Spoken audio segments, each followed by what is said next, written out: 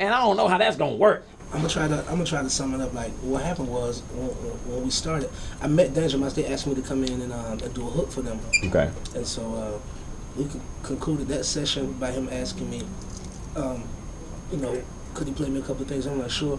And then like I fell in love with this stuff, like, you know, to say the least. And I was like, well, I want to use a couple of your tracks.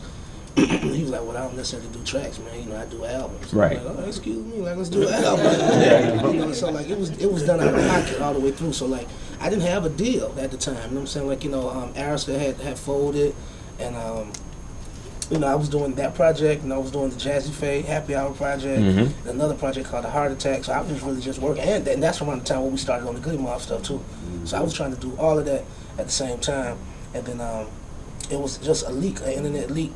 Danger Mouse's manager's lawyer is from London, and the music was put in his hands, and they came up with this idea to leak it, and like it just became the people's choice, and then you know, it ended up going #1 in London due to the download. So like it was independent all the way up until we didn't sign a deal for Nas Barkley until their record was #1.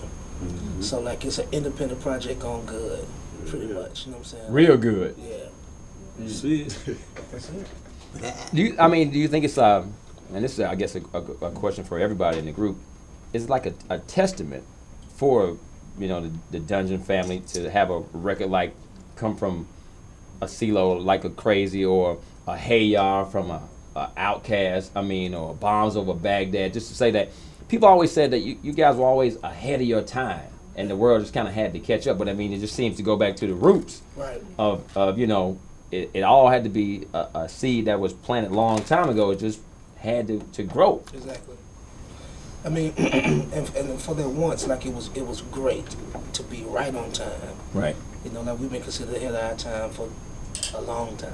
You know what I'm saying? So to be right on time was all right with me, you know, and it's all right. And so therefore, the stage is set for us to continue on a lot more, you know, effectively now. Like, you know, we really got that leverage and that bargaining power in our corner now. Like, and you're right though, man. Historically, man, like a lot of you know, monumental things have come out that small collective called the Dungeon family, man. You know, we've contributed our part. I'm proud of that. and man, it's a love for the music too. You gotta grow into love the music and not just get out there and just rap over music. Like when we did the Soul Food records, man, we was hungry brothers, you know what I'm saying, fresh up out of high school. Yeah. You know what I'm saying? Just letting the world know what we had on our heart. So, I mean, when we do our thing collectively, man, you see the power. Then when we do our thing individually, you see the power too. So, you know, this music is not gonna stop. We're not gonna stop making records. You know what I'm saying? As long as the Most High keeps showing mercy on us, we're gonna keep putting records out. Like, I put a solo record out, Mercury. It's out there in the streets right now. We're doing some of everything. Yep. Shoot a movie with Dan Diligent called Make It Rain. Yep. And then I got something coming out, man, next year in the '08 with a homeboy from, you probably know him, Gennaro. Yeah. You know what I'm saying? So we dipping in this music, man. We still coming back real strong, man. So it's all about regaining that love for the music, man, and just stand back on your game, really. Have to master the multitask, man. Like, cause you know I'm actually a male exotic dancer on the side. So. How's that working out for you? Mr. Low Jangles. We had song number 214 playing for Goodie Mob and Mr. Low Jangles. It's Nas Barkley and Crazy, V103.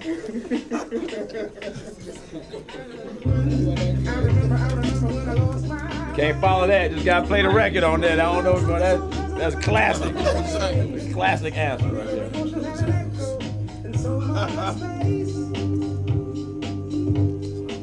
Go here.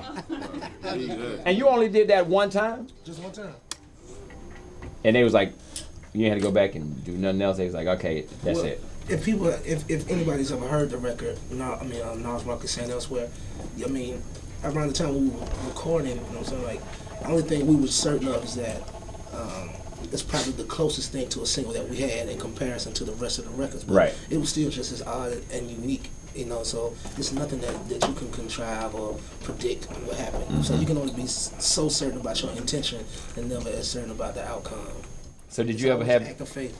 you have any doubts at all about it? You just said, let's just see what happens, or? Oh no, I got done. You know what I'm saying? Like, so what I don't record it if I don't love it. You know what I'm saying? Like, you know, so a lot of things come and go, thoughts and, you know, and ideas, but what sticks, you know what I'm saying, with me, like, you know, usually right. works. So what was the reaction compared to, you know, the Santana project to this? Because it was more like, you know, people say, well, you know, man, CeeLo on that Santana, man, CeeLo got some money on that thing. I'm trying to tell y'all, man, you know. But this was like you was seen, you know, performing, Grammys, remix. I mean, it was for real. That's you. Yeah. I mean, we like Joe said, like we do truly do it for the love, and like money's not the motivation, but like quality product. You know what I'm saying? Like people wanna pay you for it. You know what I'm saying? Like, you know what I'm saying? And this it's in that order. Quality, check.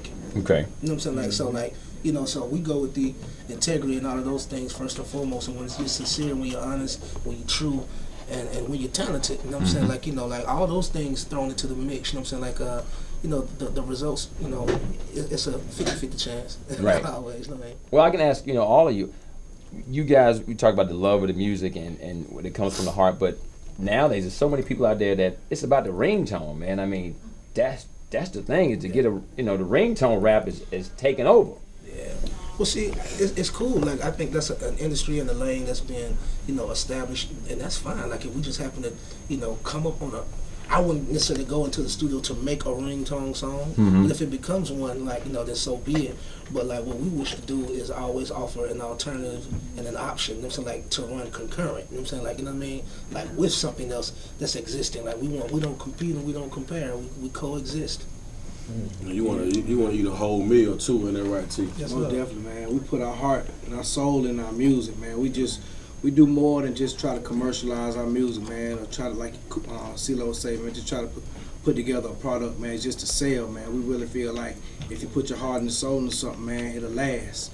And it's evident. That's how we came up with Soul Food, and that's how people have a love for Goodie Mob and respect for Goodie Mob today, man, just for putting together that effort, man, just to show people out there, man, that Goodie Mob will go against the grain and do something that's not being done, take a chance with the music, and give our heart and our soul to the music, and let people know that God can be in hip-hop, man. And we succeeded, like in the past, what has been 13, 14 years now of doing it professionally. We've become just that, you know, so like professionals. So therefore, there's a difference between art and product. So what we always aspire to do is make the art product. For sure. Right.